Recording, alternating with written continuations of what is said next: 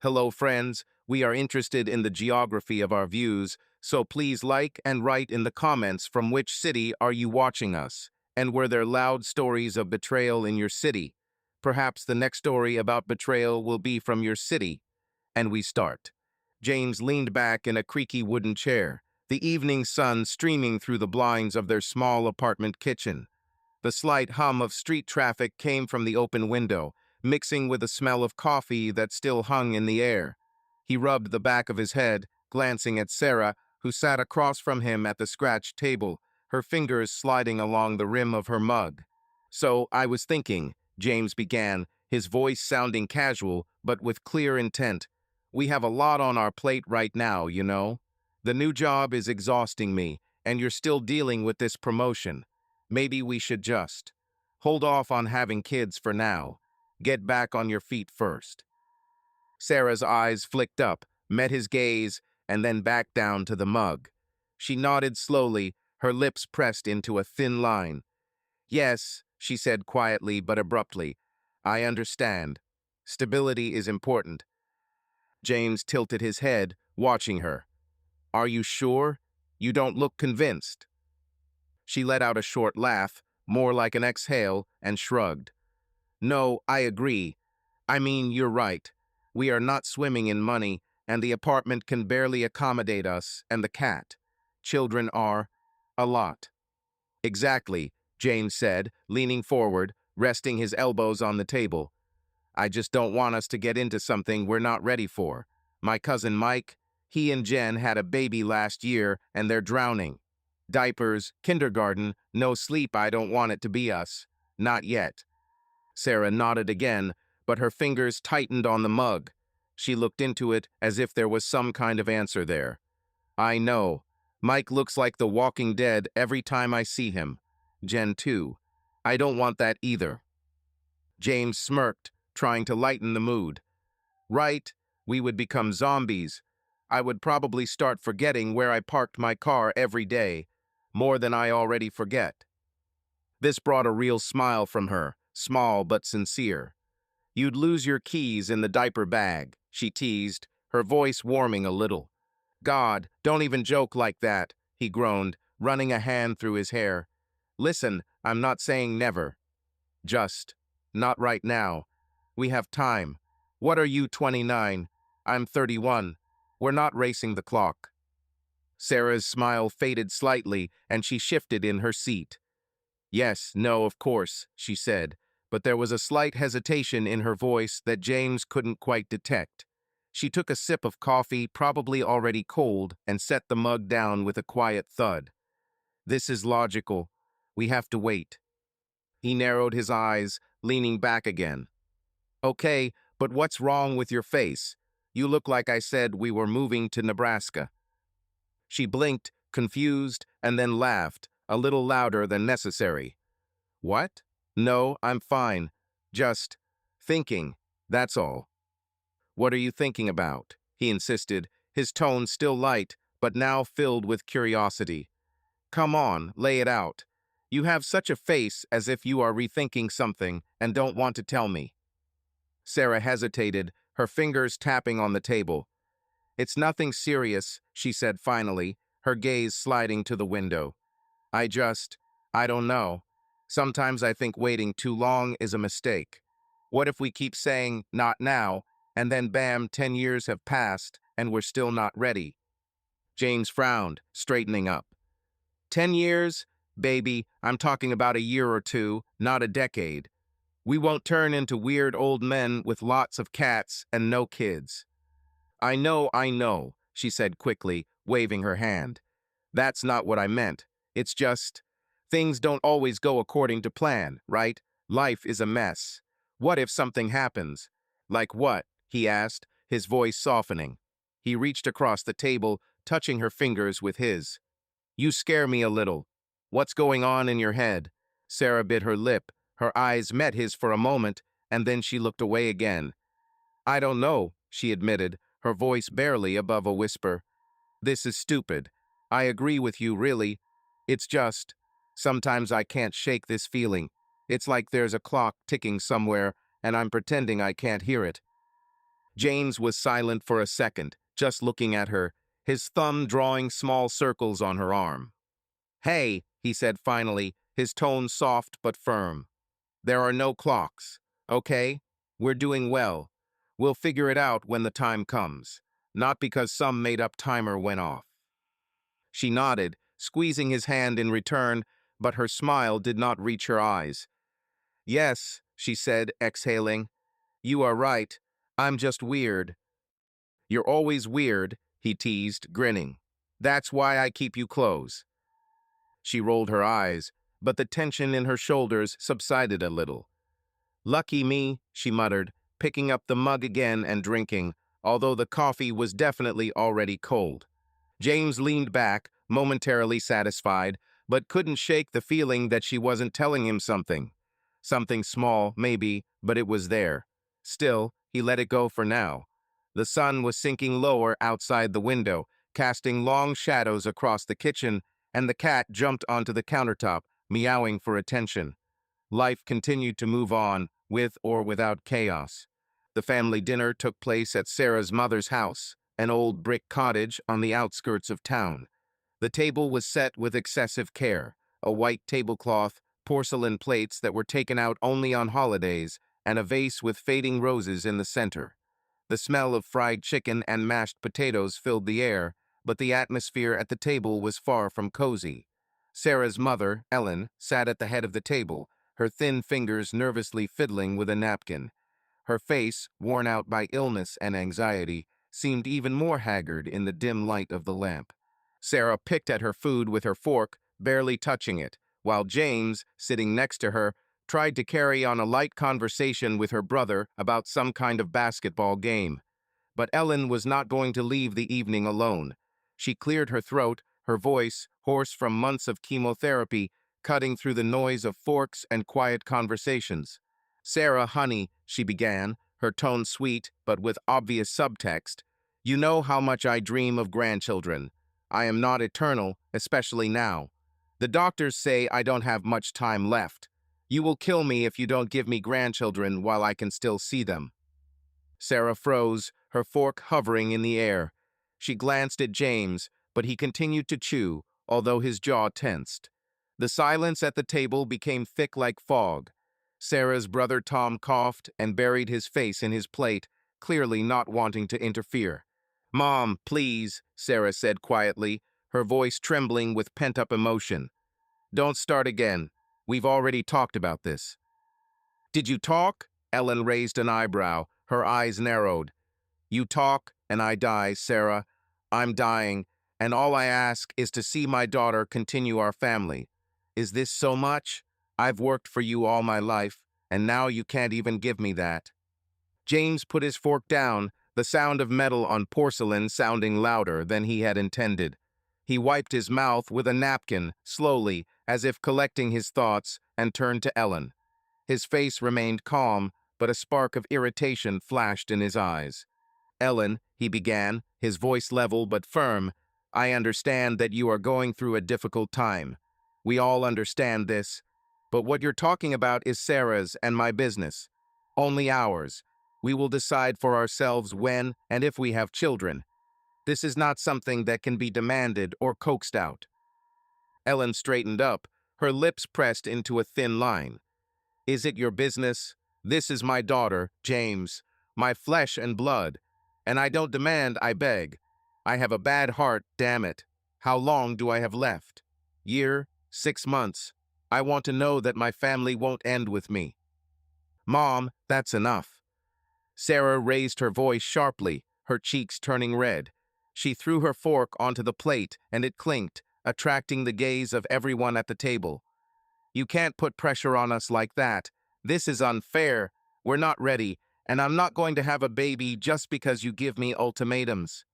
Ellen recoiled, her eyes filled with tears, but there was more anger than sadness in them. "Unfair? Isn't it fair that I'm dying, and you don't even try to give me an ounce of joy before it happens? Do you think it's easy for me to ask? I humiliate myself before you because I have nothing else to do." James put his hand on Sarah's shoulder, squeezing it to reassure him, and looked back at Ellen. No one argues that this is hard for you, he said, his voice becoming a little softer, but without losing his determination. We sympathize with you, really, but you can't manipulate us through this. Children are not a cure for your fears. This is our life, and we will live it as we see fit. Dot. Ellen opened her mouth to protest, but the words died in her throat.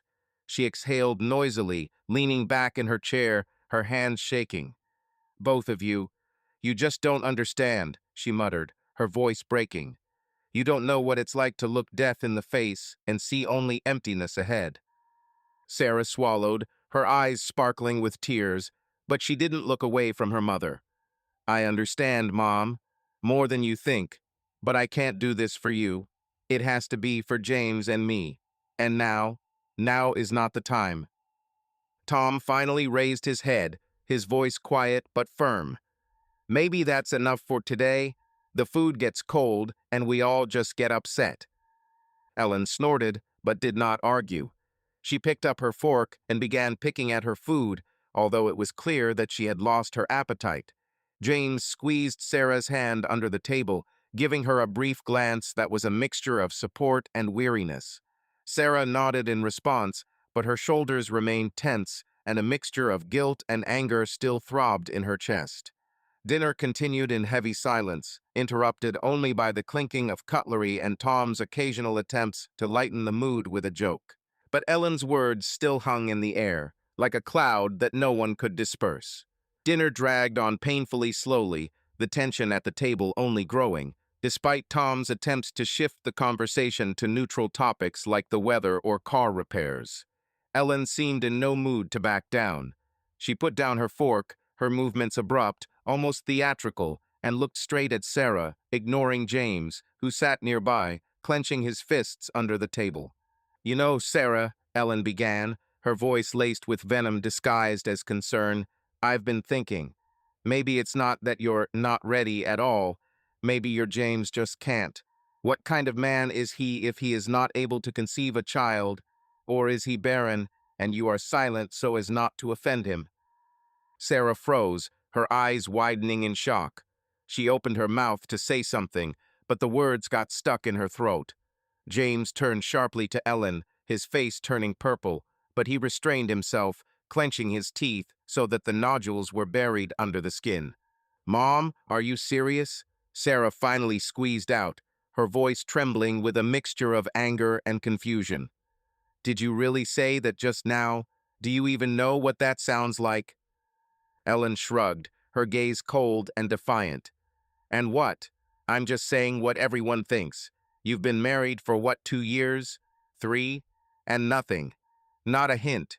If he were a real man, you would already be pregnant. Or will you tell me that you don't want it? I don't believe it. Ellen, stop, James snapped, his voice booming louder than he expected. He slammed his palm on the table, causing the plates to clink and Tom to jump in his chair. You are crossing all boundaries. It's none of your business, okay? Neither my health nor our personal life, none of this concerns you. Stop it. But Ellen didn't even blink. She crossed her arms and turned to Sarah, completely ignoring James. Sarah, listen to me. I'm your mother. I know what's best for you. If he can't give you children, you should think twice. You are young, beautiful, you have your whole life ahead of you. Don't waste it on someone who is not capable of continuing the family. I didn't raise you for this. Sarah felt her heart pounding in her chest and a lump forming in her throat. She looked at James, his face was stony, but there was pain in his eyes, which he tried to hide. Then she turned her gaze to her mother, whose words cut her like a knife. Mom, stop, she said, her voice breaking. You don't know what you're talking about. We're not trying right now because that's what we decided to do. This doesn't mean there's anything wrong with any of us. Why can't you accept it? Because I'm dying, Sarah. Ellen almost shouted, her voice cracking with emotion. She hit the table with her fist, weakly but desperately. I don't have time to wait for you to decide. I want grandchildren. I want to know that my daughter will not be left alone, that she will have a family when I'm gone. And you sit here and protect him instead of thinking about your future. Sarah jumped out of her chair, her hands shaking. I'm not protecting him, I'm protecting us. This is our life, Mom, our. You can't barge in like that and dictate what we should do just because you're scared. I'm scared too, but I'm not going to give birth to a baby to calm you down. Ellen leaned back, her face contorted with hurt and anger. You are ungrateful, she hissed. I gave you everything, and you won't even do that for me. Do you think it's easy for me to say this? I humiliate myself because I love you. This is not love, this is pressure, Sarah cried, her voice trembling from the tears that she struggled to hold back. She turned to James for support, but he was looking at the table, his fists still clenched. She felt crushed between the two of them, her mother, who would not let go, and her husband, who was silent, but clearly on the edge. I don't know what to do, she whispered, more to herself than to anyone else. Her gaze darted between Ellen and James, and chaos was spinning in her head. She loved them both, but now it seemed like they were pulling her in different directions, and she couldn't find a way out. I don't know. Tom coughed, trying to intervene. Can we all calm down? This is a dinner, not a trial, he said awkwardly, but his words were drowned in tense silence. Ellen snorted, looking away, but her lips were still trembling with unspoken accusations. James finally looked up, his voice quiet but firm. Sarah, let's go home, he said, standing up. We have nothing more to discuss here. Sarah nodded, although her legs felt weak. She didn't know how to cope with this with her mother, with her words, with the feeling of guilt that Ellen so skillfully kindled in her. But she knew one thing. She could no longer stay at this table. A couple of weeks had passed since that ill-fated dinner, and life seemed to be returning to normal. James and Sarah tried not to bring up the topic of children, avoiding it like a minefield. They spent their evenings watching TV series, cooked dinner together, and even went to the cinema a couple of times to distract themselves. Sarah smiled more often, although James noticed that her smiles sometimes looked forced, especially after calls from her mother. But he did not press. He decided that time itself would put everything in its place. However, this fragile world collapsed like a house of cards after Ellen's next visit. That day, Sarah went to her mother alone. James stayed home, citing fatigue from work, although in reality he simply did not want to be bombarded with her accusations again. Sarah returned late, around midnight, when the city was already quiet and the streets were illuminated only by the dim light of lanterns. James was sitting on the couch with his laptop when he heard the key turn in the lock. The door opened and Sarah walked in, her steps heavy and her face as pale as chalk. She threw her bag on the floor by the entrance and silently walked into the kitchen without even looking at him. Hey, are you okay? James shouted, closing his laptop and standing up. He followed her, frowning. What's happened? You're late. Sarah stood at the sink, pouring water into a glass. Her hands were shaking, and she spilled some on the countertop. Nothing, she muttered without turning around. I'm just tired. Tired? James came closer, crossing his arms. Sarah, you look like you were run over by a truck. What did Mom say again? She abruptly put the glass on the table, water splashed over the edge.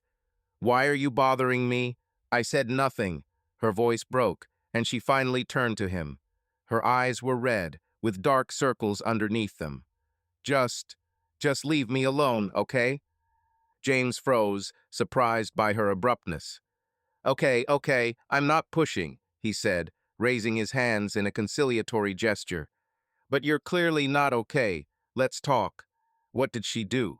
Sarah pursed her lips, her gaze darting to the side, as if she was deciding whether to speak or not. Finally, she exhaled, her shoulders slumping. She started again, about children, about you. But now it's even worse.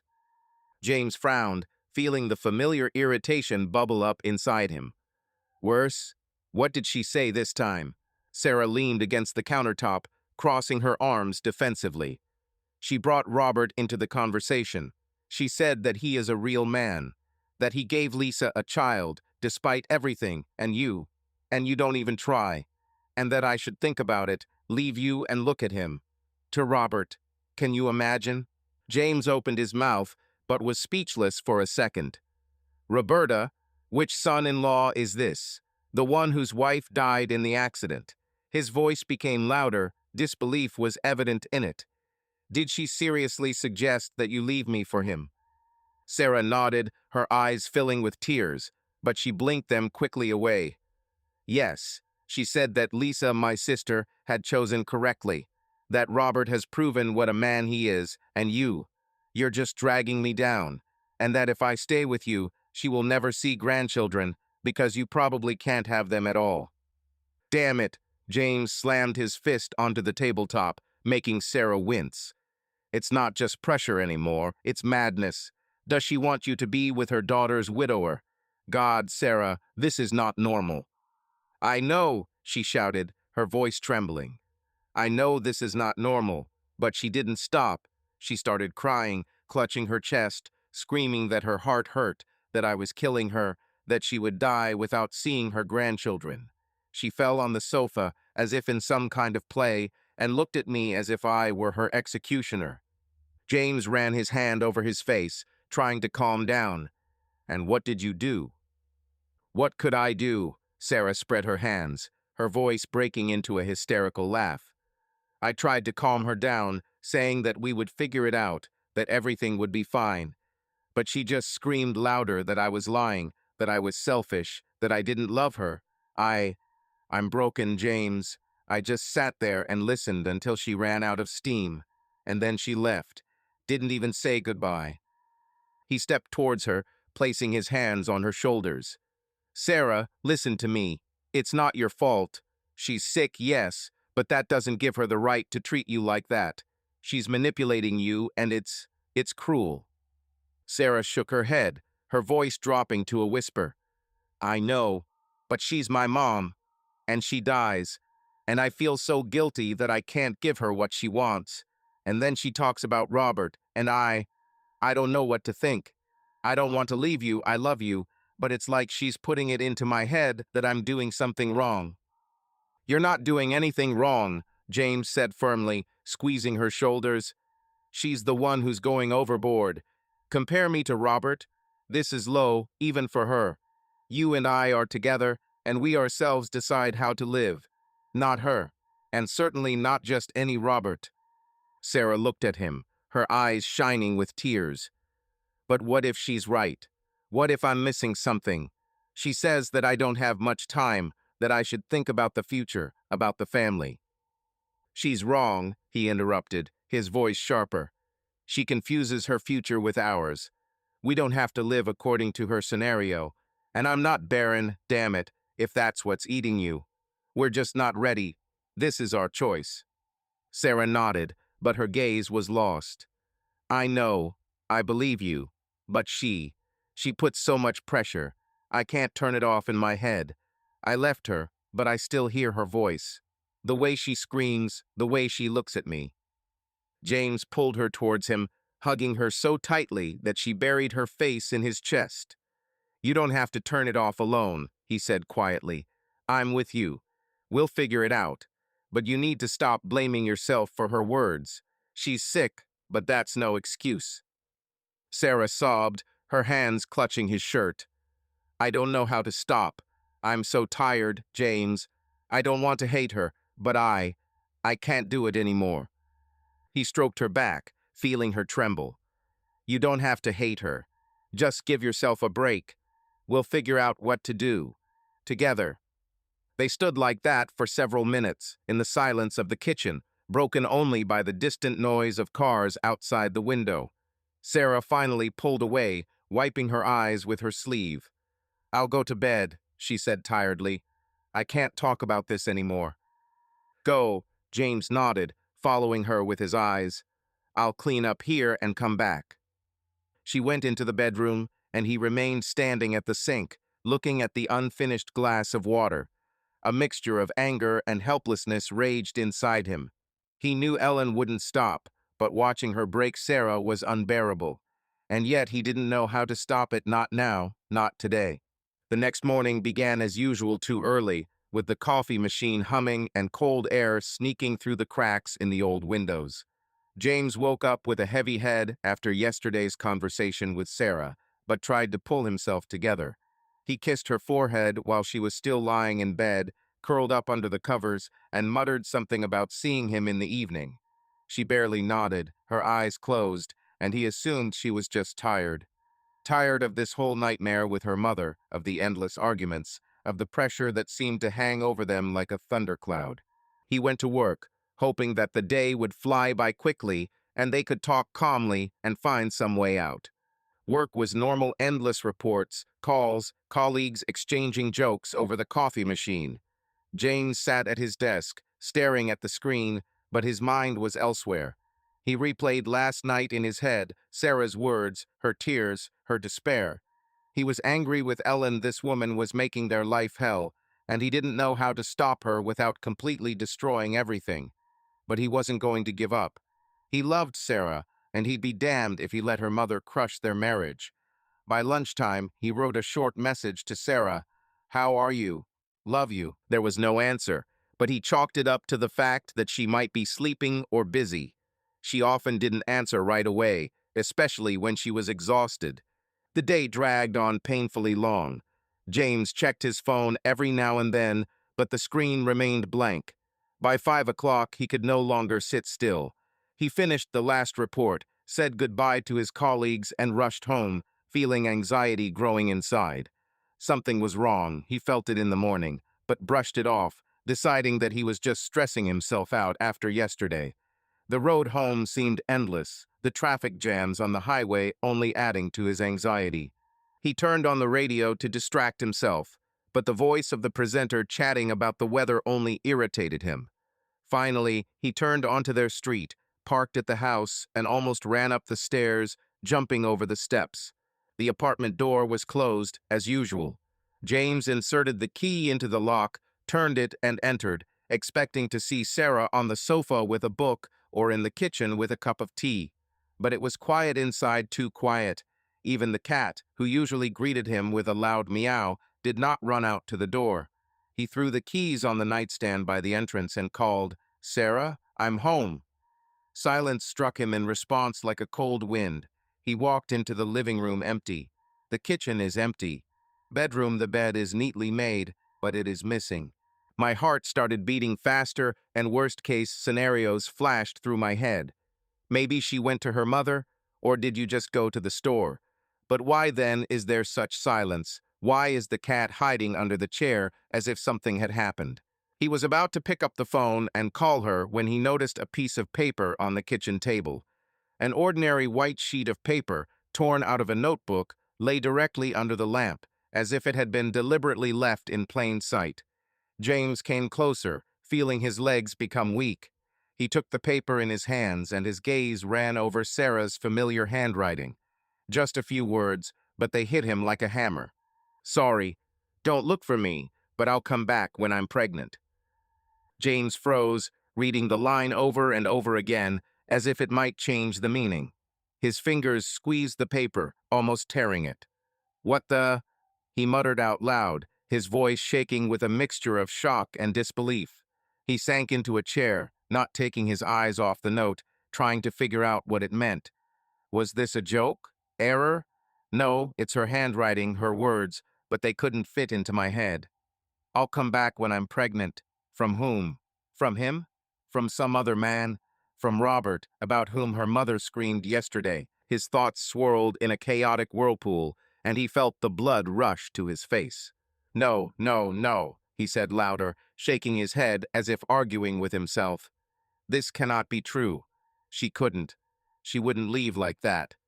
He stood up, threw the note on the table, and began to walk around the kitchen, his steps echoing loudly in the empty apartment. He ran his hand through his hair, clenching it in his fist, trying to pull himself together. It was crazy. Sarah couldn't just walk away, leave him with that note, as if their marriage was some kind of game. They hugged and talked yesterday. He promised to help her. She couldn't turn around and disappear like that. But the note lay in front of him, black and white, and every word cut into him like a knife. He grabbed the phone, opened her number, and pressed call. The beeps came one after another, but there was no answer. "Come on, Sarah, answer." he muttered, gritting his teeth. After the fifth ring, the answering machine turned on, and her voice calm, familiar, asked to leave a message. James cursed, threw the phone on the table, and grabbed the note again, rereading it for the 100th time. Don't look for me. What does that even mean? Does she really think he'll just shrug and say, oh well? This is his wife, his life, and she leaves with a note like he's a stranger. He began to remember last night, her every word, every gesture. She was broken, yes, but he thought they would get through this together. She said that she loved him, that she did not want to leave him. But then these words about guilt, about her mother, about Robert. Has Ellen really gotten into her head that deep? James clenched his fists, feeling the anger rise within him, hot and sharp. He is not a weakling. He is not going to sit and wait for her to come back pregnant. But what could he do? She left without leaving anything but that damn note, and he didn't even know where she went. He rushed to the closet in the bedroom and opened the doors. Her clothes were still there, most of them, but the bag she usually carried her things in was gone. Several dresses were also missing, and the toothbrush in the bathroom was missing.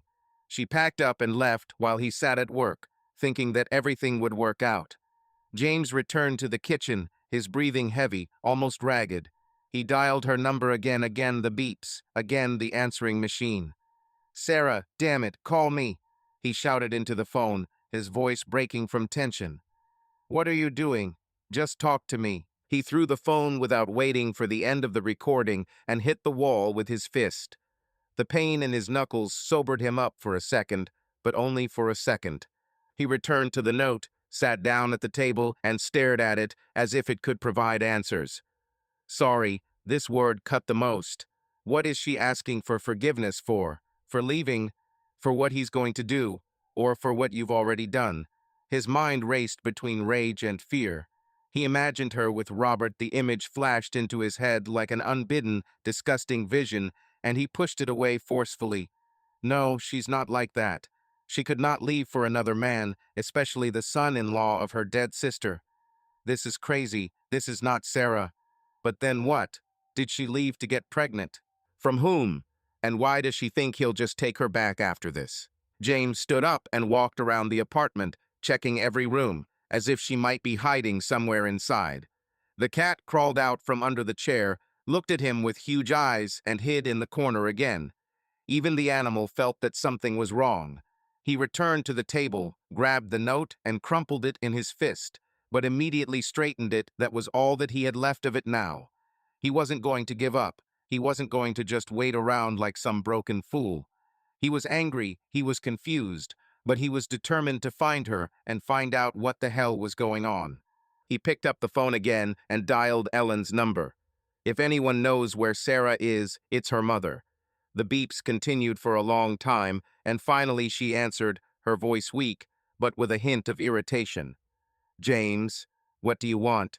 Where's Sarah? He blurted out, without wasting time on greetings. His tone was harsh, almost threatening.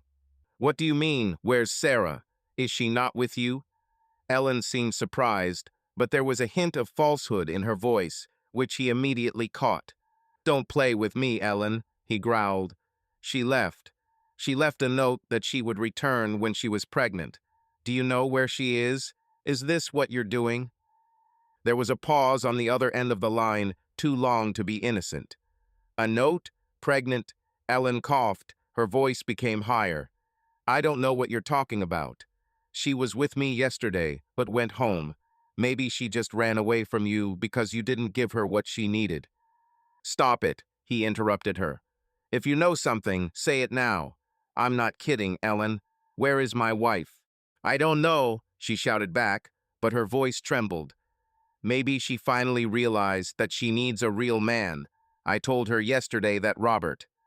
Are you talking about Robert again? James almost screamed. His patience was exhausted. You brainwashed her, right?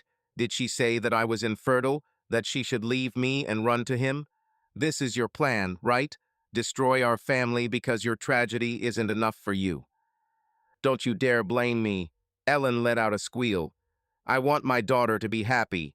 You can't give her children. You're keeping her in this swamp. She left because you're useless, James. He threw the phone on the sofa without listening to her screams. His chest heaved as if after running, and his ears were ringing with rage. Ellen either really didn't know where Sarah was, or she was lying to his face, and he couldn't figure out which was worse. He returned to the note, smoothed it out on the table, and read it again. Every word was like a blow. Sorry, don't look, when I'm pregnant. He didn't believe she could do this to him, but the proof was right in front of him. Sarah sat in her mother's living room, an old house with a worn sofa and the heavy smell of medicine permeating the air. She arrived here this morning after leaving a note for James with a small bag left by the door. Her legs were tucked under her arms were wrapped around her knees, and her gaze was frozen somewhere in emptiness. Her face was pale, her eyes were red from tears, but now she was silent, as if she had turned off all emotions.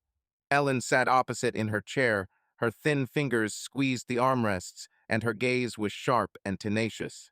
She was not surprised to see Sarah on the doorstep with a suitcase and a tear-stained face.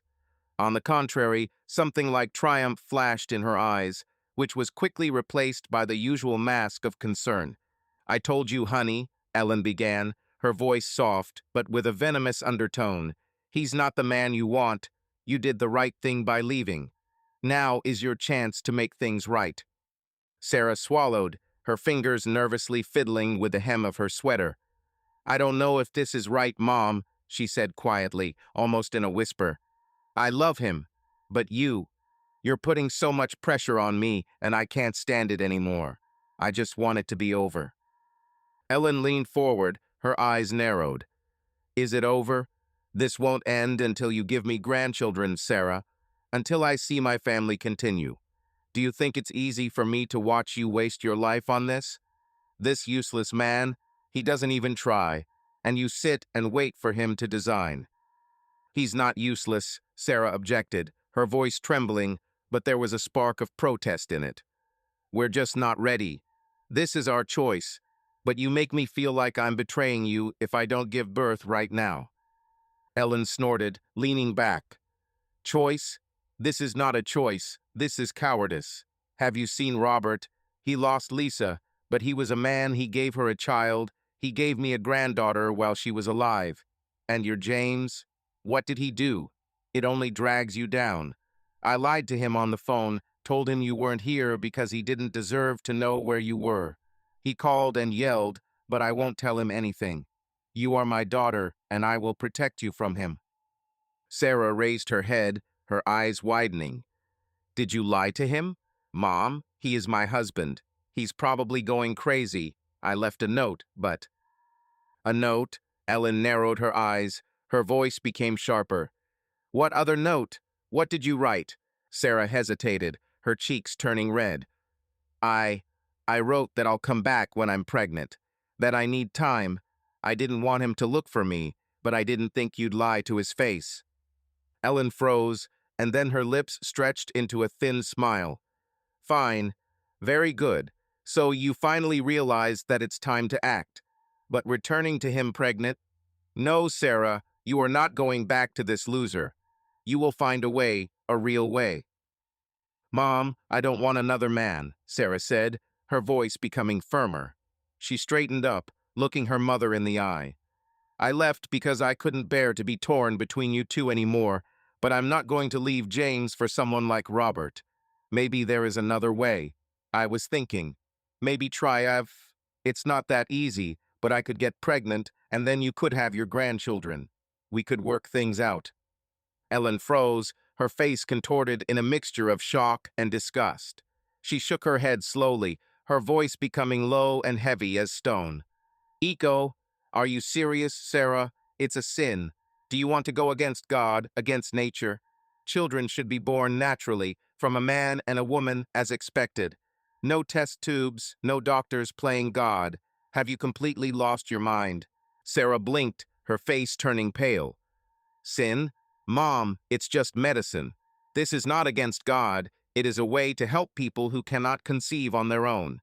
I thought you wanted grandchildren at any cost. If we can't right now, then if might." "No." Ellen slammed her palm on the armrest, her voice breaking into a scream.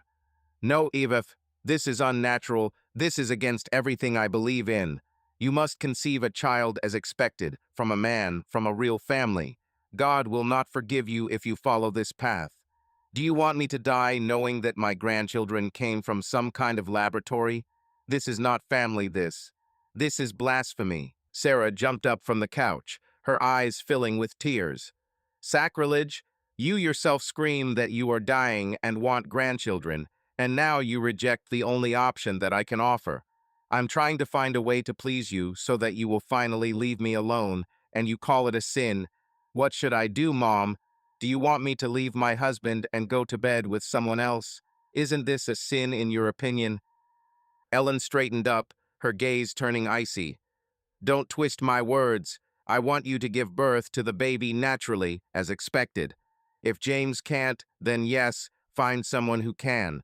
Robert, for example. He proved that he is a man. But no clinics, no cars. God is watching over us, Sarah, and he will not forgive you if you go against his will. Robert, Sarah almost choked with indignation. Are you talking about Robert again? Mom, Lisa died, he's a widower, and you want me to. God, this is crazy. I'm not going to sleep with him for your grandchildren, and I don't understand why if is a sin, but cheating on your husband is not. Can you hear yourself? Ellen pursed her lips, her face flushed with anger. I hear myself perfectly. I'm dying, Sarah. I don't have time for your nonsense. You must give birth to a child like a woman and not like some kind of experiment. If you do this for the family, for me, God will understand. But Aveth is not the way. It's against nature, against everything holy. Sarah covered her face with her hands, her shoulders trembling. I can't believe we're discussing this, she whispered, her voice breaking. I left James because I couldn't bear to be torn anymore, and now you're making me choose between sin and sin. I thought F would solve everything, but you're making it worse. Ellen softened her tone, but there was still an inflexibility in her voice. I'm not making things worse, I'm saving you. You're confused, honey. You have to get back to what's right. Find a man who will give you a child, a real one, alive, without these machines. I'll help you. We have time while I'm still alive, but don't you dare even think about Iveth. This is not an option. Sarah lowered her hands. Her gaze was empty and tired. I don't know what to do, she said quietly. I thought that if I came here, I would find peace, but you just press even harder. I'm tired, Mom. I don't want to argue anymore. I don't know how to please you. Ellen reached out her hand, touching her knee. You will please me if you do it right, the natural way, for the sake of the family, for me, and then everything will be fine. Sarah didn't answer. She looked at her mother's hand, feeling her last hope crumbling inside her. She ran here thinking she could find a solution, but instead she fell into an even tighter trap. Her mother was not going to back down, and each of her advice only drove Sarah deeper into despair. She didn't know how to get out, and couldn't even bring herself to call James, although she knew he was probably running wild trying to find her. All she felt was fatigue and fear that there was no way out. The days passed slowly. Each of them was saturated with heavy silence and Ellen's endless persuasion. Sarah felt trapped. She couldn't go back to James, couldn't stand his confused look and questions to which she had no answers, but staying with her mother was becoming more and more unbearable. Ellen did not let go. Her words about duty, family, and grandchildren sounded like a spell that Sarah could no longer get out of her head. And then, on one of these evenings, Robert appeared. It was about 10 o'clock when there was a knock on the door. Ellen, who was sitting in her chair with a cup of tea, raised her head and gave Sarah a meaningful look. It's probably him, she said calmly, as if it was in the order of things. Sarah froze, her fingers gripping the edge of the sofa. She didn't ask who he was because she already knew. Ellen arranged everything herself. She called Robert a couple of days ago, ostensibly to talk about old times, but Sarah saw how her mother was whispering on the phone, how her eyes sparkled with some kind of ominous determination. The door opened and Robert entered. Tall, with dark hair slightly touched with gray, he looked tired but confident. His gaze slid around the room, stopped at Sarah, and there was not a shadow of doubt in him. He nodded to Ellen like an old friend and said briefly, "Hello, Sarah." His voice was low, almost indifferent, but there was a strength in it that made her shrink internally. "Robert, sit down," Ellen said, pointing to a chair next to the sofa. "We were just talking about family, about what's important." Sarah swallowed, her throat dry. "Mom, I don't want to." She began, but Ellen cut her off with a sharp gesture. "You want me to die peacefully, right?" Her voice became as hard as steel. "Robert is here to help.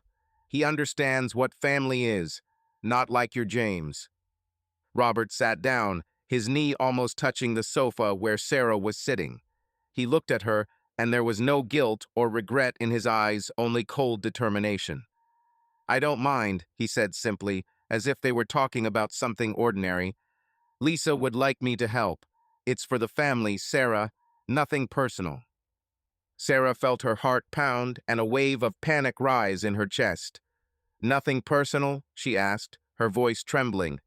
"Are you serious? You were my sister's husband. Now what? Are you just going to come here and—" She couldn't finish, the words stuck in her throat. Robert shrugged, his face unreadable. "Lisa died.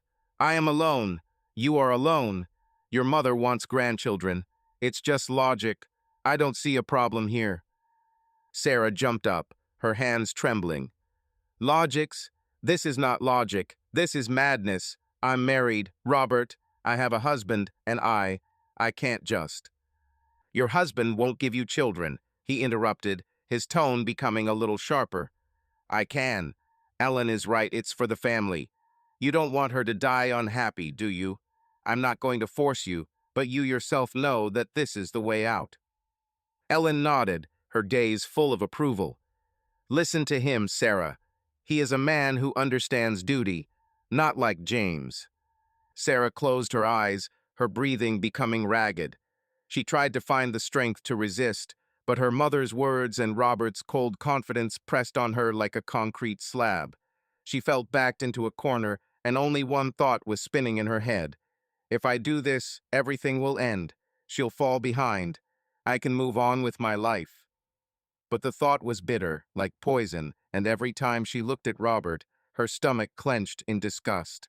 Meanwhile, James sat in his apartment, clutching his phone until his knuckles turned white. He called Sarah dozens of times, but her number was unreachable. He called everyone, Kate, Tom, even her colleagues from work, but no one knew where she was. The note lay on the table in front of him, crumpled and straightened out again, and each word cut into him like a shard of glass.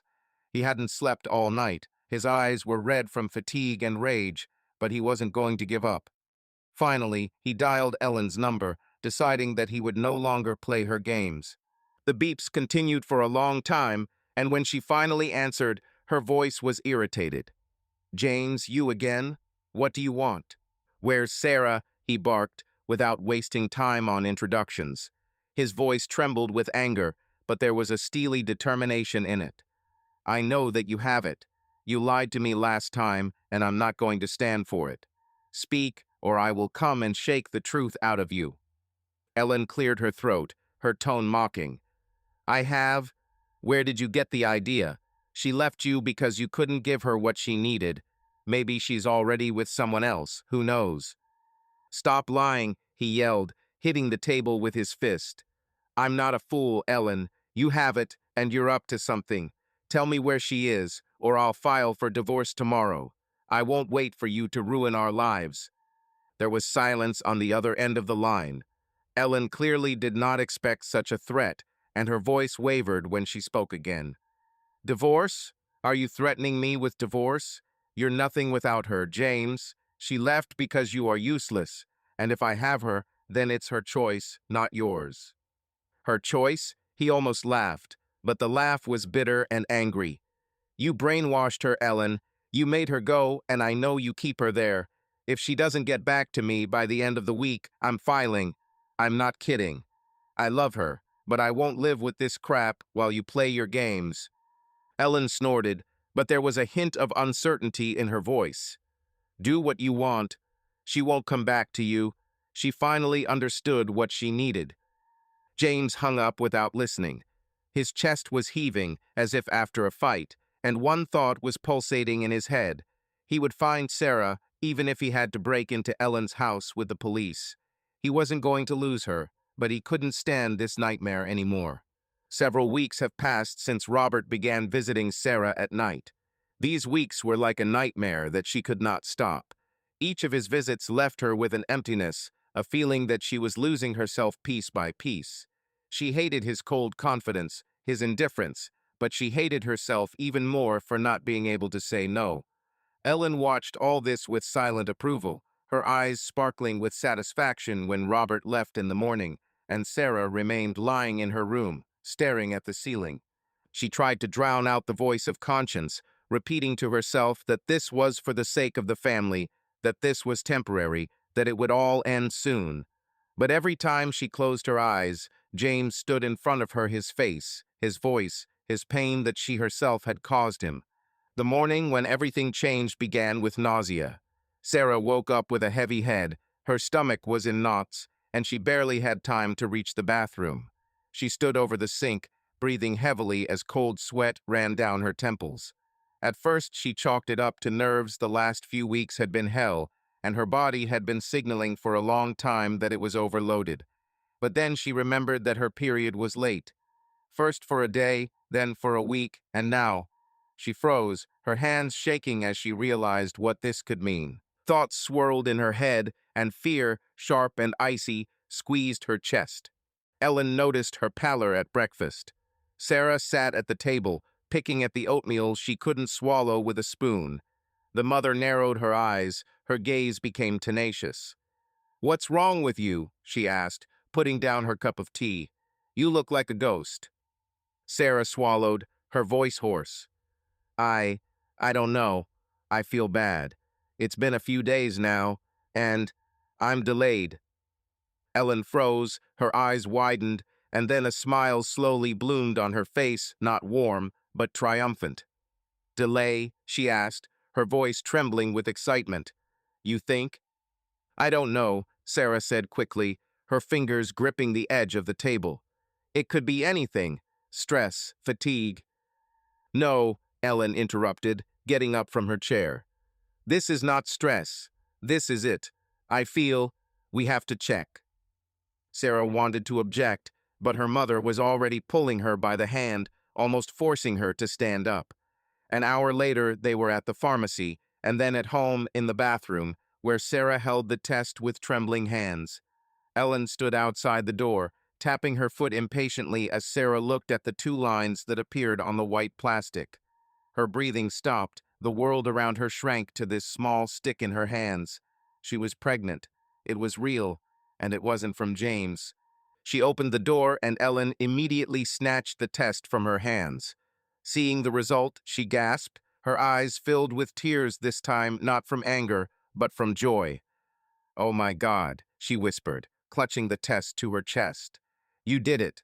You saved the family, Sarah." Sarah didn't answer. She sank onto the edge of the bathtub, her legs giving way.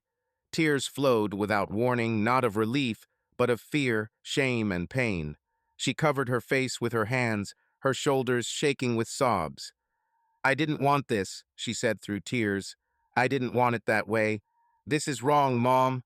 This is all wrong." Ellen sank down next to her, hugging her with thin but strong arms. "Hush, hush," she whispered, hugging Sarah to her like a child. "You did everything right. You gave me hope. You gave us a future. It's not a sin, it's a gift. You saved the family, honey. I'm proud of you." Sarah sobbed, her voice barely audible. "I didn't save. I destroyed it. James, he will never forgive me. I don't know how to live with this." Ellen pulled away, her gaze hardening. "James, forget about him. He didn't give it to you. You did what he couldn't. Now you will have a child, my grandson, and that's all that matters. He left your life when you left him." But Sarah shook her head, tears streaming down her cheeks. "He didn't leave. I left. And I can't just forget. I love him, Mom. And now I'm carrying someone else's child. How can I look him in the eye?" Ellen squeezed her shoulders, her voice sharper. You look at your child, that's how it is. This is your family now. James is the past. You made a choice, and it's the right one. Sarah didn't answer. She sat with her arms wrapped around herself, feeling something alien growing inside her, something she didn't want, but couldn't stop. Fear choked her, fear of the future, of what James would say, of who she had become. But underneath that fear there was something else, longing for the husband she had betrayed, and a faint, desperate hope that he could understand. That night, after Ellen fell asleep, Sarah sat at the old desk in her room. There was a piece of paper and a pen in front of her, and the light from the desk lamp cast long shadows on the walls. Her hand shook as she began to write. Tears dripped onto the paper, blurring the ink, but she continued, splashing out everything that had accumulated inside. James, I don't know where to start. I'm sorry. I know these words don't mean anything after what I did, but I have to say them. I left because I couldn't be torn between you and Mom anymore. She put pressure on me every day, every hour, and I broke. I thought that if I left, I could find a way out, but instead I ended up in even more hell. I am pregnant. This is not from you. I didn't mean it, I swear. Mom made me. She arranged everything with Robert, and I couldn't say no. I hate myself for this, James. I know you're mad, that you probably hate me, and I don't blame you. I betrayed you, I betrayed us, and I don't know how to live with it. I want you to be the father of the child. It doesn't matter who conceived. What matters is who will be the real father for the child. But I ask you to forgive me if you can. I don't know what will happen next, but I want you to know I love you, and I hope that we can become a real family. But if you want to talk, I'll be here at Mom's. Sarah. She folded the letter, her fingers leaving wet marks on the paper. She didn't know whether she would send it, but the writing itself was like exhaling, painful, but necessary. She hid the sheet in the desk drawer, turned off the lamp, and lay down on the bed, curled up into a ball. The tears flowed quietly, silently, as she stared into the darkness, feeling the child inside her becoming more and more real, and her life with James becoming more and more distant. Ellen was sleeping in the next room. Her breathing was even and calm. She got what she wanted, and for her it was a triumph. But for Sarah, it was a prison from which she did not know how to get out. She closed her eyes, whispering to herself, "I'm sorry, James," until sleep pulled her into a restless void. The morning for James began with silence, which weighed on him more than any noise. He stayed up most of the night, sitting on the couch with an empty bottle of beer in his hand and his phone, which he checked every now and then, hoping for at least some sign from Sarah. The apartment seemed alien without her steps, without her voice, without her presence. The note she'd left was still lying on the kitchen table, crumpled and tattered from the way he'd clutched it in his fist. He called Ellen every day, threatened, demanded, but she either hung up or responded with poisonous ridicule. His patience ran out, and he was about to go to her again when he found a letter in the mailbox at the front door. The envelope was simple, white, with her handwriting neat, but slightly trembling. James froze, looking at his name written in her hand.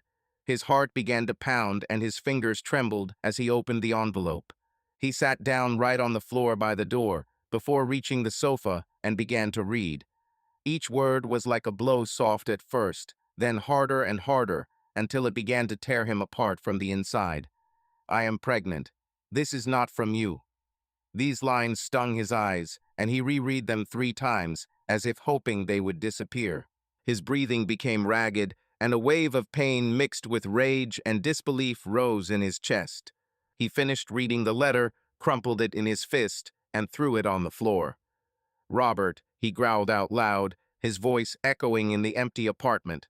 He stood up, his movements were sharp, almost convulsive.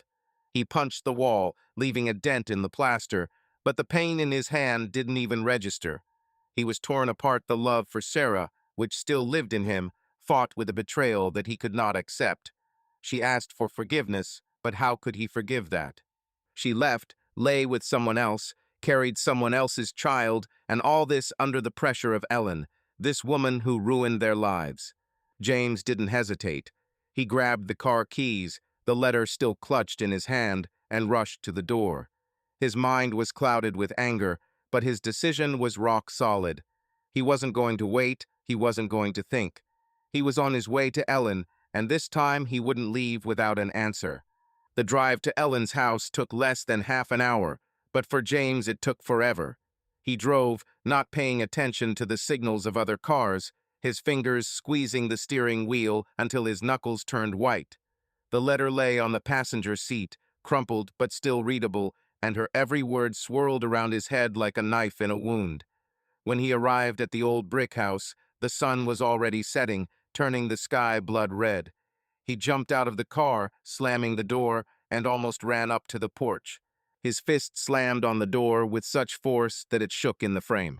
"Ellen, open up, damn it!" he yelled, his voice echoing along the quiet street. The neighbors were probably looking out of their windows, but he didn't care. The door opened a minute later, and Ellen appeared on the threshold. Her face was tense, but there was a hint of mockery in her eyes. "James," she began, her tone cold. "You again? I told you." "Where is she?" he interrupted, stepping forward so that Ellen involuntarily retreated. He burst into the house without waiting for an invitation and saw Sarah standing in the living room. She was pale, her eyes were red from crying, and her hands nervously fiddled with the hem of her sweater. When she saw him, she gasped, her lips trembling. "James," she whispered, but he didn't let her finish. "You," he turned to Ellen, his voice trembling with rage. "You did it. You forced her. I read the letter, and I know everything. You ruined our lives, you sick, manipulative bitch." Ellen straightened up, her gaze turning icy. "I saved my family," she snapped. "You couldn't give her a child, and she did what she had to do. Go away, James. You are no one else here." "Nobody?" He stepped towards her, his face turning purple. "This is my wife, Ellen, and you slipped your son-in-law to her as if she were some kind of thing for your plans. Do you think I'll just walk away and forget?" Sarah sobbed, her voice weak. "James, please, I didn't mean to." He turned to her, his eyes burning with pain and anger. "You didn't want to? You wrote this letter, Sarah. You are pregnant by him. From Robert. How could you? I loved you, I fought for us, and you.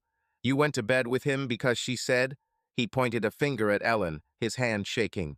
Sarah covered her face with her hands, tears flowing through her fingers. "I didn't know what to do," she screamed, her voice breaking. "She puts pressure on me every day, every minute. I thought that if I did this, she would leave me alone, that I could come back to you. I hate myself, James. Forgive me, please." "Forgive me," he almost laughed, but the laugh was bitter and angry. "You are carrying his child, Sarah. Do you think I can just forget this? I will not be the father of this child. I won't accept this. We're finished." Ellen stepped forward, her voice becoming louder. "You don't dare blame her. She did it for me, for the sake of the family. You're a weakling, James. You couldn't give her what she needed, and now you're yelling here like you're the victim. Sacrifice?" He turned to her, his fists clenched. "You stole my wife, forced her to betray me, and I'm the victim. I'm filing for divorce, Ellen. Tomorrow. I won't live with this. You won, you have your grandson, but I'm no longer in this story." Sarah fell onto the sofa, her sobs getting louder. "No, James, please." She extended her hand to him, but he retreated, his face stony. "I love you. I didn't mean it, I swear. Don't go." He looked at her, and for a second pain flashed in his eyes, pure and deep. But then it disappeared, replaced by cold determination. "You made a choice, Sarah," he said quietly but firmly. "You chose her, you chose him. I can't live with this. Goodbye." He turned around and walked towards the door without looking back. Sarah screamed after him, her voice breaking. "James, no need, I beg you," but he didn't stop. The door slammed behind him, and the sound echoed throughout the house. Ellen snorted, crossing her arms. "Let him go," she said, her tone full of contempt. "He was never worthy of you. Now we have a child, and that's all that matters." Sarah raised her head, her face wet with tears and her eyes full of despair. "Important," she whispered, her voice trembling. "You ruined my life, Mom. I lost him. I lost everything." Ellen walked up to her, putting her hand on her shoulder. "You haven't lost. You have me. You have a child. This is your family now." But Sarah pushed her hand away, her gaze becoming blank. "This is not a family," she said quietly. "This is a prison." She stood up, unsteadily, and went into her room, leaving Ellen standing in the middle of the living room. Her mother watched her go, her face tense, but deep down she felt triumphant. She achieved her goal. And Sarah, closing the door behind her, fell onto the bed, clutching her pillow, and cried until her tears dried up, knowing that she had lost James forever. Sarah hardly left her room, spending hours lying on her bed and staring at the ceiling. Her body was changing, her stomach began to round, and every morning, looking in the mirror, she saw a reminder of what she had done. But instead of the joy, or at least the relief that Ellen promised, she felt only shame and loneliness. Robert, who until recently came at night with cold confidence, now pulled away. After the test confirmed the pregnancy, he appeared only once. He knocked on the door, entered with the same indifferent expression on his face, and said a short, "Well, did everything work out?" Ellen beamed, patting him on the shoulder like an old friend, but Sarah couldn't look up at him. Her voice shook as she asked, "So what now?" Robert shrugged, his tone dry, almost businesslike. "Now? Nothing. I did what I needed to do. This is your child, Sarah, not mine. I'm not going to be a father. I have my own life." Sarah froze, her fingers gripping the edge of the table.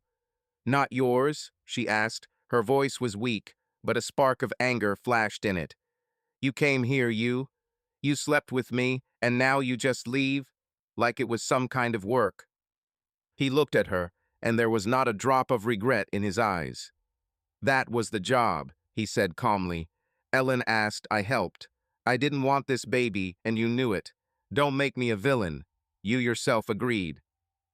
"I didn't agree," she shouted, her voice breaking. "I was in despair. You took advantage of this, and now you're just leaving me." Robert sighed, as if her words had tired him. "I'm not quitting. I'm leaving. These are different things. You got what you wanted. Ellen got what you wanted. I'm not needed here anymore." He turned to the door, calling over his shoulder, "Good luck, Sarah," and he left without looking back. Sarah remained standing, her hands shaking, and the feeling growing in her chest that she was being used like a tool, like an empty shell.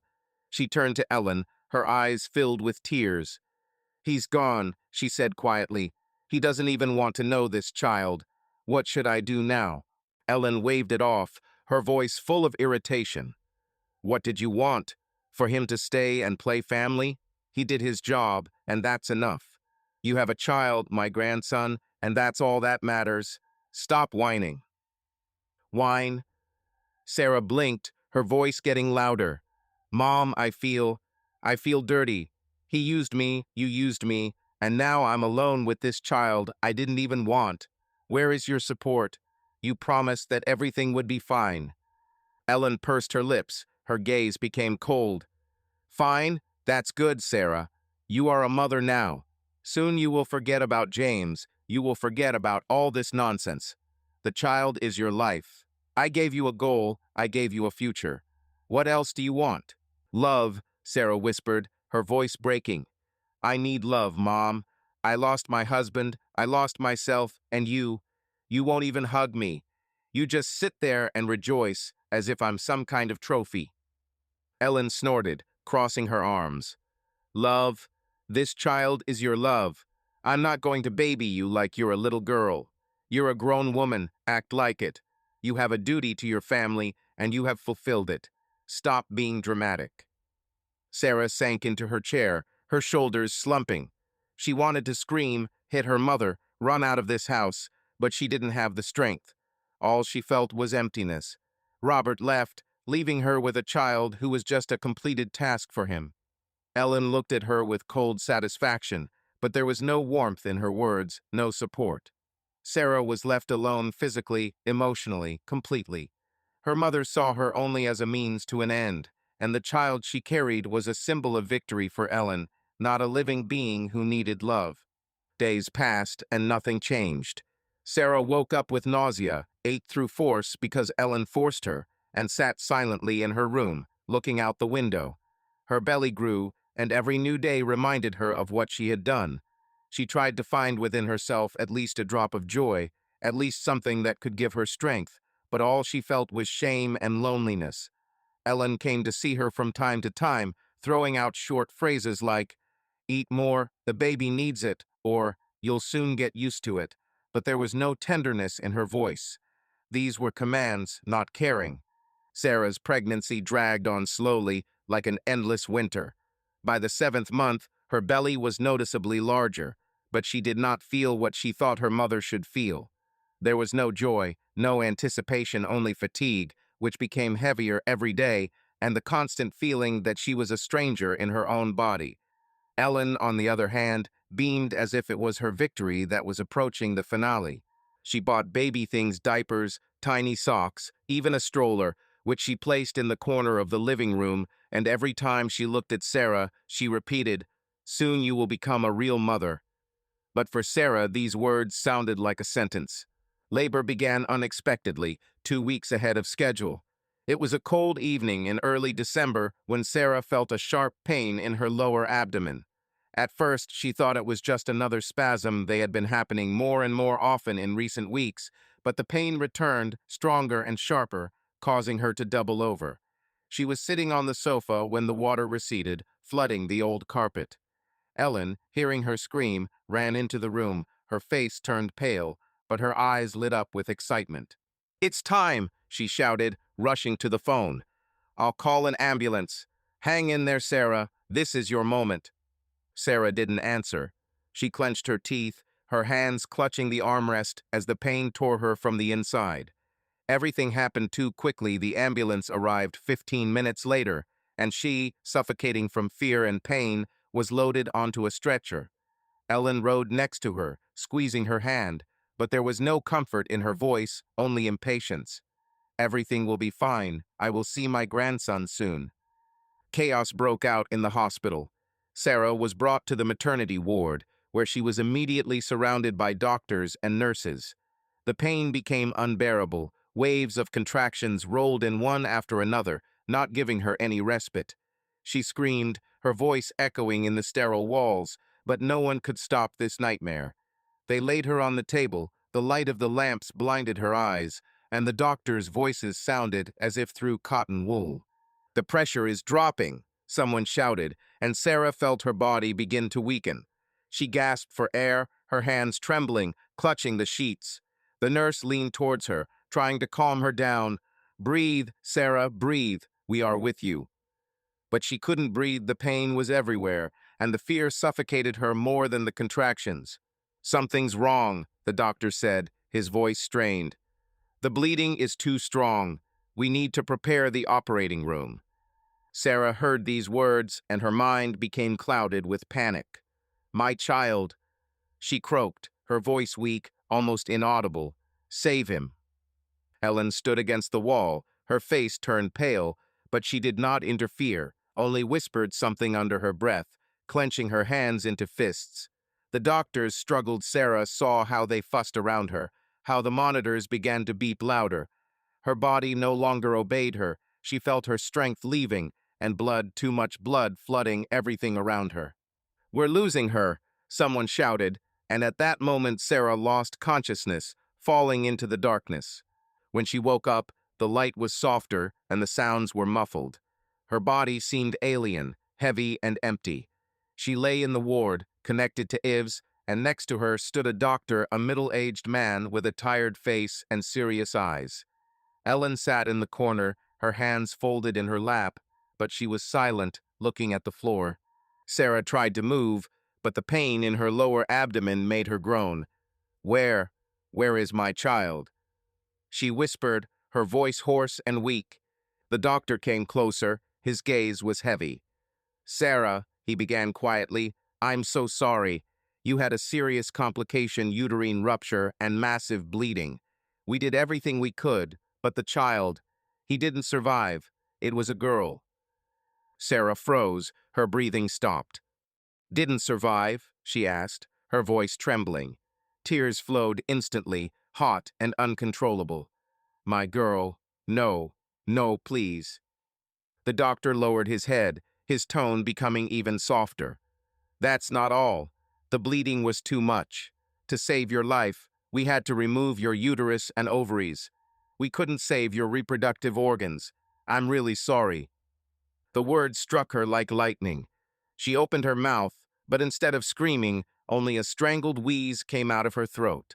Her hands instinctively went to her stomach, empty, flat, with a bandage under a hospital gown.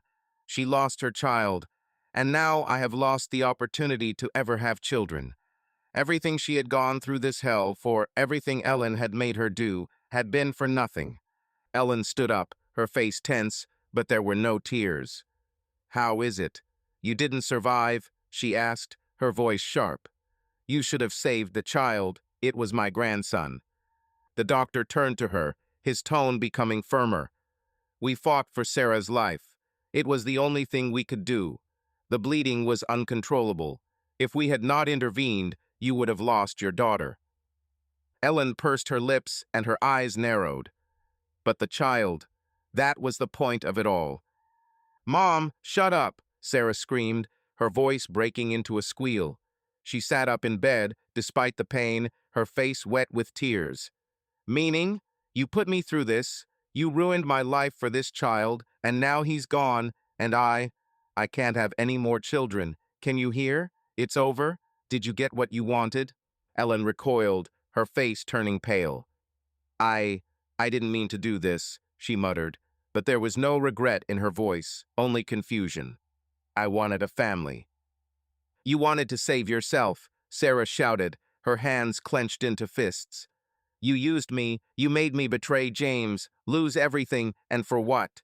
For the sake of emptiness. Get out. I don't want to see you. The doctor intervened, raising his hand. Sarah, you need to calm down. You just had surgery. Please lie down. He turned to Ellen. I think you better go. She needs peace. Ellen opened her mouth to protest, but retreated under the doctor's gaze. She left the room, her steps were heavy and her face frozen.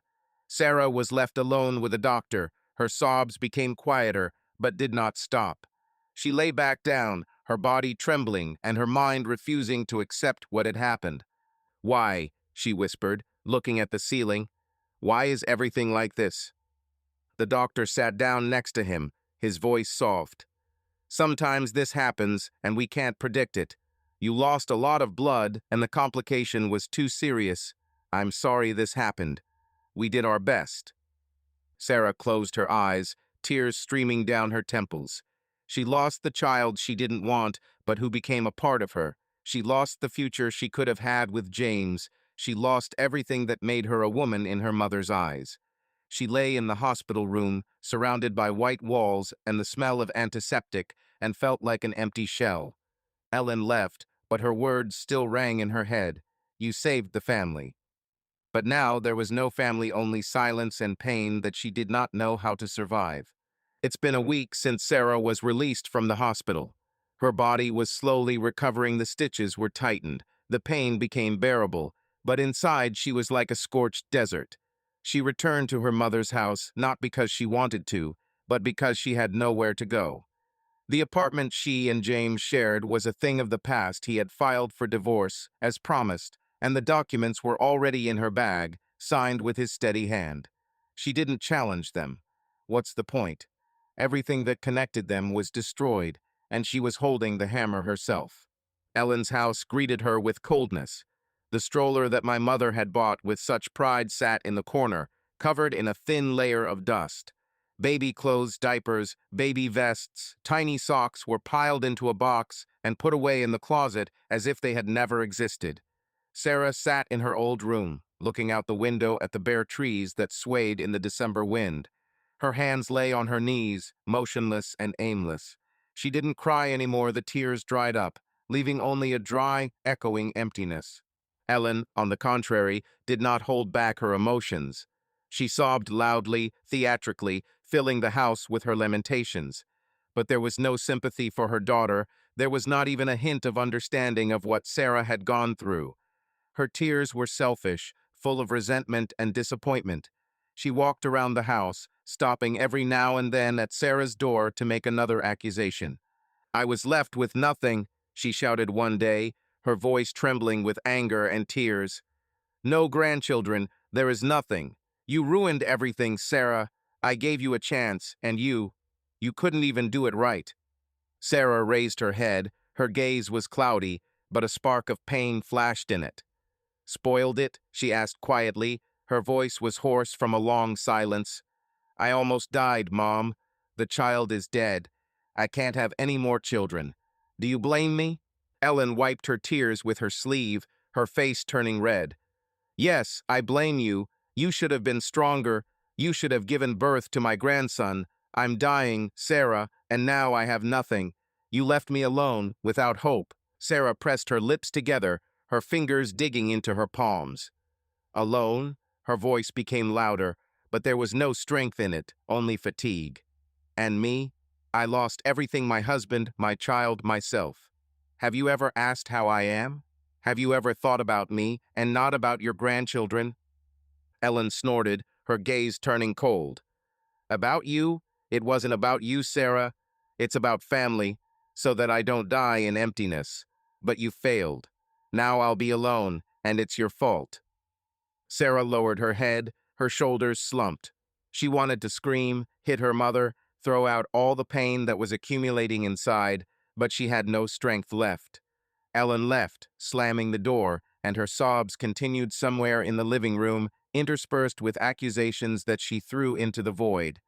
Sarah remained seated, looking at her hands that had once held James, but were now empty. Days passed, and nothing changed. Ellen moved away. She no longer came to Sarah with persuasion or consolation, which had never happened before. Her presence in the house became ghostly. She cooked food, left a plate on the table, but did not talk to her daughter. Her gaze, when they accidentally crossed paths, was full of reproach. She blamed Sarah for everything: for the dead child, for the lost dream, for her own lonely old age. She did not see her daughter as a person, only a broken tool that did not fulfill its purpose. Sarah felt this alienation, but it no longer hurt her as much as before. She was devastated to the limit, and new blows simply slid over her, leaving no traces. She sat in her room, sometimes went out into the living room to get water or food, but every step was mechanical, meaningless. Her body was healing, but her soul remained dead. She lost a child she didn't want, but who became part of her. Lost James, whom she loved more than anything in the world. She even lost hope for the future because doctors took away the possibility of ever becoming a mother again. It's been 3 months since James signed the divorce papers and left Ellen's house, Sarah, and everything in between. He returned to his life, or rather, to a semblance of it. The apartment where they lived together was sold, and he rented a small studio on the other side of town, away from memories. The days went smoothly: work, gym, beer with friends on the weekends. He did not talk about Sarah, did not mention her name, and his friends, sensing his mood, did not ask. Outwardly, he looked as usual, collected, firm, with the same straight back and confident gaze. But there was an emptiness inside that he did not fill, but simply avoided, like an old wound that was better left untouched. It was Saturday evening when the doorbell rang. James had just returned from a run, had not yet had time to take off his sneakers, when he heard an insistent knock. He frowned. Guests were rare, especially at this time. Opening the door, he froze. Ellen was standing on the threshold. She looked worse than he remembered: thinner, with deep wrinkles around her eyes and mouth. Her hair was disheveled, and her coat hung on her like on a coat rack. Her gaze was heavy, but it did not have the poisonous confidence that he was used to seeing. "James," she began, her voice hoarse, as if she had been screaming or crying for a long time. "I need to talk." He crossed his arms, his face unreadable. "Why are you here?" he asked coldly. "We're done, Ellen. Everything you wanted to say, you said then." She pursed her lips, her fingers nervously fiddling with the strap of her bag. "That's not what it's about. It's about Sarah. I thought you should know." James tensed, but didn't show it. He was silent, looking at her, and Ellen, without waiting for an answer, continued. She was giving birth. There were complications. The child died, and they removed everything from her uterus, her ovaries. She won't be able to have any more children. The words hung in the air, heavy and harsh. James stood motionless, his gaze unwavering. He heard every word, but they did not evoke in him either a wave of pity or a flash of anger. He just looked at Ellen as if she were talking about someone else, someone he didn't know. Something stirred inside him, a faint echo of pain, but he immediately suppressed it, preventing it from growing. "And what?" he finally said. His voice was even, almost indifferent. "Why are you telling me this? We are divorced. This is not my life anymore." Ellen blinked, her face contorted with a mixture of hurt and confusion. "I thought you were her husband. Were her husband. You should know. She's in bad shape, James. She's broken. I don't know what to do with her." He tilted his head slightly, his eyes narrowed. "You don't know what to do? You broke it, Ellen. You put her through this. You slipped Robert into her hands. You kicked me out of her life. And now you come to me as if I have to fix something. It's your fault, not mine." Ellen took a step back, her hands trembling. "I wanted a family," she muttered, her voice becoming quieter. "I wanted grandchildren. I didn't think it would turn out like this." "Didn't think so," he raised his voice, but there was no rage in it, only cold clarity. "You ruined it, Ellen. You destroyed us. And now that everything has collapsed, you stand here and complain? I don't care what you wanted. You got what you deserved, and she does too." She opened her mouth to protest, but the words died in her throat. Her eyes filled with tears, but James didn't feel an ounce of sympathy. He wasn't gloating, there was no triumph or satisfaction in his tone. He was simply stating a fact, as if he were talking about the weather. Sarah was the past for him, and what happened to her did not touch him as much as it might have previously. He had carried this pain for too long, fought for it for too long, to now be drawn back into this nightmare. "Go away," he said finally, his voice firm but calm. "I don't want to listen to this. It's not my problem. You made your choice, she made hers. Live with it."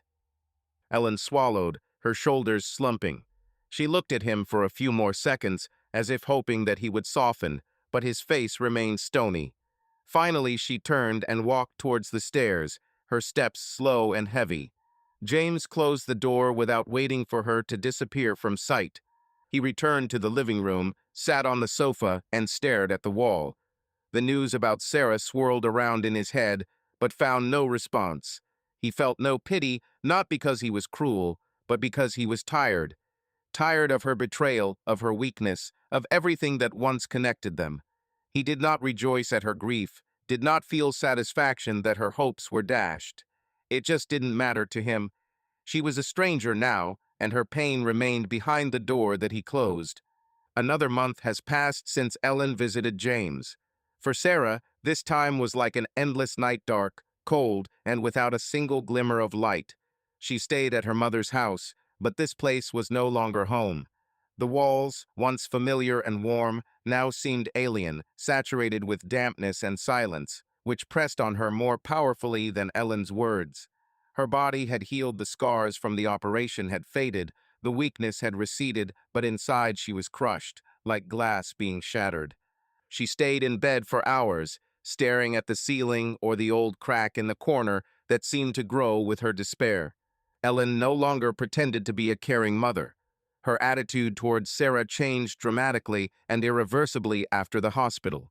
She didn't bring food, didn't ask how things were, didn't try to console. Instead, she walked around the house like a ghost, hunched over and silent, but her every glance was full of reproach. Her voice, when she did speak, cut like a knife, cold, angry, devoid of even a hint of former love. The house became icy, not only because of the drafts coming through the old windows, but because of the emptiness that settled between them. One morning, Sarah went down to the kitchen to make tea. Her movements were slow, almost mechanical. She had not felt hungry or thirsty for a long time, but she forced herself to do something so as not to go crazy. Ellen was sitting at the table, an empty cup stood in front of her, and her fingers nervously fiddled with the edge of the tablecloth. She looked up as Sarah entered, and her eyes narrowed. "You're finally up," she said, her voice dry and harsh. "How long are you going to lie around? Or is this all you can do now?" Sarah froze at the stove, her hand with the kettle trembled. She didn't answer right away, she just put the water on the fire and turned to her mother. "I'm tired, Mom," she said quietly. Her voice was weak, but there was no request for pity in it. "It's hard for me." Ellen snorted, her lips curling into a sneer. "Hard? Isn't it hard for me? I've lost everything, Sarah. All. And you. What kind of daughter are you if you couldn't give me a grandson? I lived for this, and you didn't even do it." Sarah clenched her fists, her nails digging into her palms. Her mother's words hit her like a slap in the face, but she could no longer cry. The tears had ended long ago. "Couldn't?" she asked. Her voice became louder, but trembled with pain. "I almost died, Mom. I lost my child. I lost everything I had inside. Do you think I wanted this? Do you think I didn't try?" Ellen stood up, her chair creaking on the floor. She stepped toward Sarah, her face red with anger. "You didn't try hard enough. You are weak, Sarah. I gave you a chance. I arranged everything. And you failed. Now I have nothing, no grandchildren, no hope. You left me alone, and it's your fault." Sarah stepped back, her back hitting the tabletop. "My fault?" Her voice broke. Despair and anger were mixed in it. "You made me leave James. You made me lie with Robert. You ruined my life. And now you blame me because your plan didn't work. I've lost more than you can imagine, and you don't care." Ellen pursed her lips, her eyes sparkled with tears, but these were tears of resentment, not sympathy. "I don't care. I'm dying, Sarah.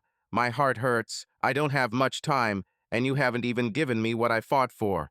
You should have been stronger. You should have given birth. What kind of daughter are you if you can't even do that?" Sarah closed her eyes, her breathing becoming ragged. She wanted to scream, hit her mother, throw out all the pain that was accumulating inside, but instead she simply sank into a chair, her body went limp. "I am not your daughter," she whispered, her voice barely audible. "I was mean, and now that I'm broken, you just throw me away. You never loved me, Mom, only what I could give you." Ellen froze, her face contorted, but she did not object. She turned away, her hands clenched into fists. "You're useless," she said over her shoulder, her voice filled with venom. "I thought you would save me, but you only made it worse." She went into her room, slamming the door, and the house fell silent again. Weeks passed, and Ellen's house became an unbearable prison for Sarah.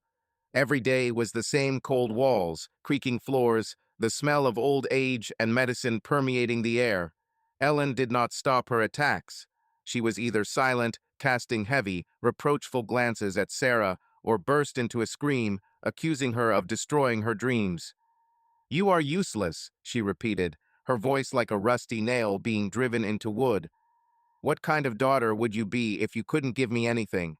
I'm dying and you can't even console me." These words fell on Sarah like stones, but she did not cry anymore. Her tears dried up, leaving only fatigue and emptiness that grew deeper every day. But something inside her began to change. At first it was a weak, barely noticeable feeling like a spark smoldering under the ashes. She lay at night, looking at the ceiling, and thought that her life should not end here, in this house, under the yoke of her mother's anger. She lost everything, James, the child, her body, but somewhere in the depths of her soul, there was still a glimmer of will, a desire to break out. This was not a sudden impulse. It grew slowly, like a plant pushing through cracks in the asphalt. She was tired of being a victim, tired of being blamed, tired of the fact that her life belonged not to her, but to Ellen. One gray morning, as the rain hammered on the windows, Sarah got out of bed with a firm decision. Her movements were slow but purposeful. She took out an old bag from under the bed, the same one with which she came here almost a year ago, and began to pack her things.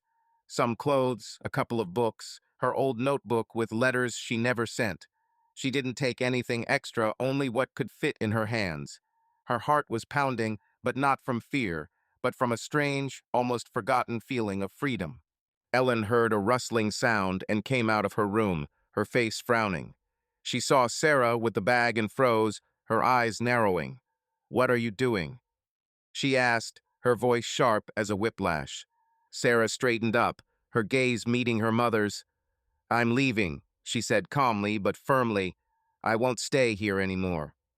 Ellen opened her mouth, her face turning purple. "Are you leaving? Where will you go? You are nothing without me. Do you think anyone will accept you after everything you've done?"